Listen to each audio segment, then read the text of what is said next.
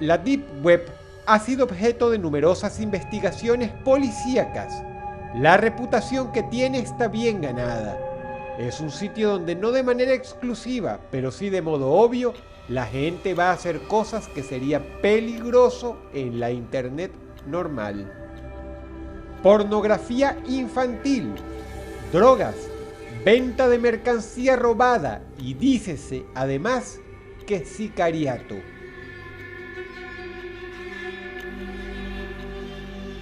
A veces usamos internet para resguardar nuestra privacidad, pero la Deep Web es simple y llanamente una herramienta donde algunos usuarios buscan sentirse a salvo de la persecución policíaca y el ojo de la justicia. El fenómeno de la Deep Web ha caído bastante, pues ya se ha demostrado en diversas oportunidades que Tor, el programa más popular para navegar a través de ella, no es del todo seguro. Tor se vende como una herramienta de anonimato total, algo que hace imposible detectar la identidad de alguien al costo de navegar de manera muy lenta pero segura. Sin embargo, ya se ha demostrado que si la justicia, sobre todo en países desarrollados, quiere dar con un individuo, lo hará, aun cuando esté usando el programa Tor a toda su capacidad. Pero antes de que el FBI o la Interpol le echara un baldazo de agua fría a los cibercriminales, algunas leyendas suscitadas en la Deep Web se hicieron fama por su naturaleza mórbida y horrorosa más allá de la imaginación. Una historia que incluso ha sido transformada en creepypasta, pero cuya veracidad está en boga. Es Lolita Slave Girl, traducido como Lolita Esclava de Juguete. La historia Lolita Esclava de Juguete apareció por primera vez en la Deep Web, pero incluso en este submundo horrorizó tanto a los internautas que se popularizó, causando un efecto dominó.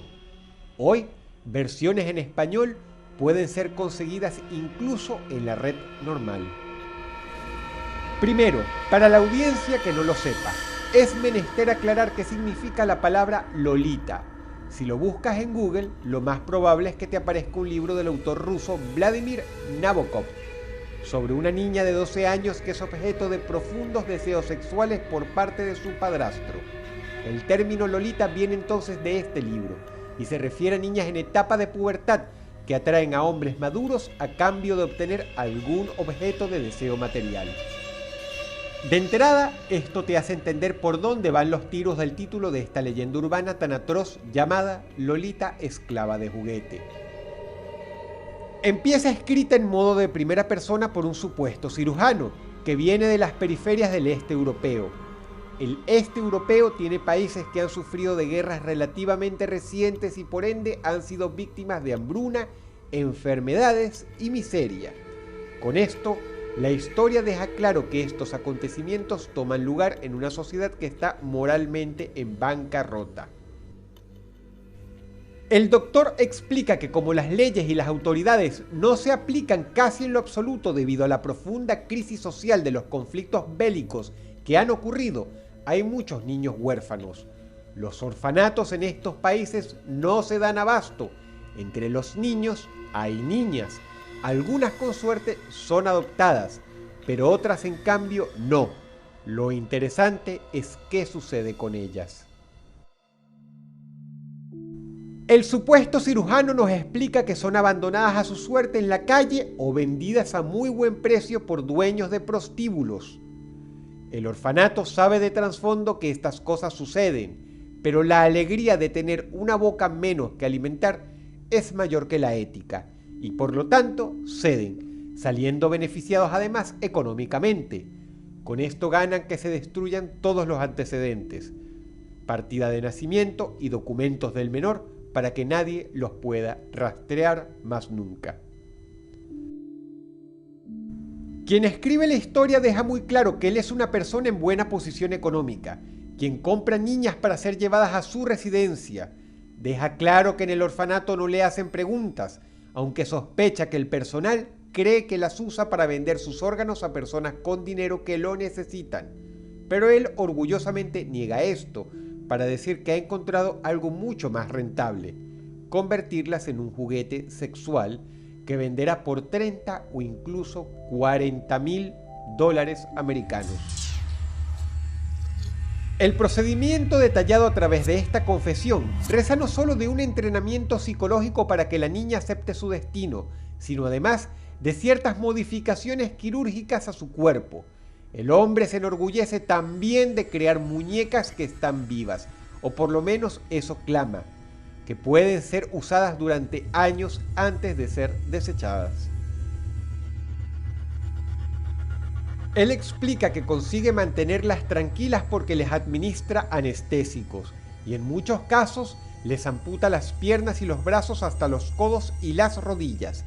En su lugar, coloca prótesis delicadas que hacen que las chiquillas parezcan muñecas. Aparte, hace otro procedimiento quirúrgico para cortar sus cuerdas bucales, a modo de prevenir cualquier peligro que lo pueda meter en problemas o incluso ahorrar simples molestias a sus clientes. Relata que les quita los dientes, a fin de evitar que se defiendan de sus verdugos mordiendo. Con esto afirma matar a 2 pájaros de un tiro, porque las alimenta a través de una mamadera 4 veces por día, a veces con té, a veces con papilla, hasta llenar todos los requerimientos nutricionales y hacer que mantengan una figura atractiva para el comprador. El cirujano cuenta que este no es un proceso que se hace de golpe, sino que es algo largo y difícil. Algunas no sobreviven al procedimiento ni la transformación, pero afirma que la mayoría sí. La meta final es crear una muñeca humana. He ahí el título de la historia: Lolita, esclava de juguete.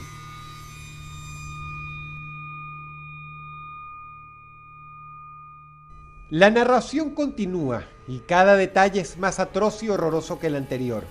La cuestión es la siguiente: ¿es esta historia real?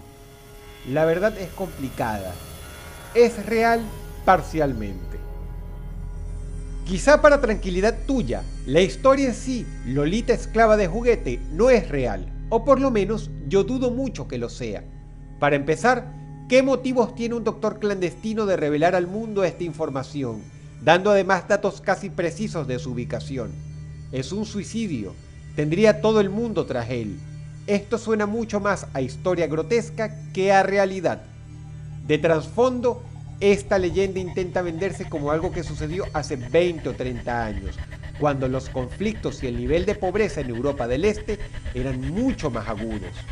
Sin embargo, hay muchos detalles que no cuadran y que convierten a Lolita, esclava de juguete, en una simple historia escandalosa. Pero esta historia se ha basado parcialmente en la realidad. La Deep Web es un sitio donde se deposita comúnmente material de pornografía infantil, por lo que es menester ir más allá. Hay que ir a quienes crean dicho material, y quienes lo hacen deben tener niños en su poder, pues ellos simplemente están cubriendo la demanda de lo que posiblemente, junto a las drogas, sea el mercado más grande de la Deep Web, el de pederastas que están incluso dispuestos a pagar por este material. Se sabe que hay simple pornografía infantil y que luego entra lo peor, los fetichistas. Estas personas representan una minoría dentro de una minoría, y en ese mismo diminuto mercado habría que ver quiénes tienen dinero para pagar semejantes fetiches y quiénes no, por no hablar de quiénes se atreverían a hacerlo y quiénes no. Es un tema profundo del que no sé si quiero enterarme más. Quizá la realidad no sea tan expresamente mórbida y horrenda como lo que relata Lolita, esclava de juguete. Quizá incluso sea imposible hacer las modificaciones quirúrgicas que la historia detalla, pero sin embargo, ahora sabes a qué me refiero cuando digo que puede ser parcialmente real. Sin dudas, una muestra más del increíble nivel de maldad que puede albergar este mundo.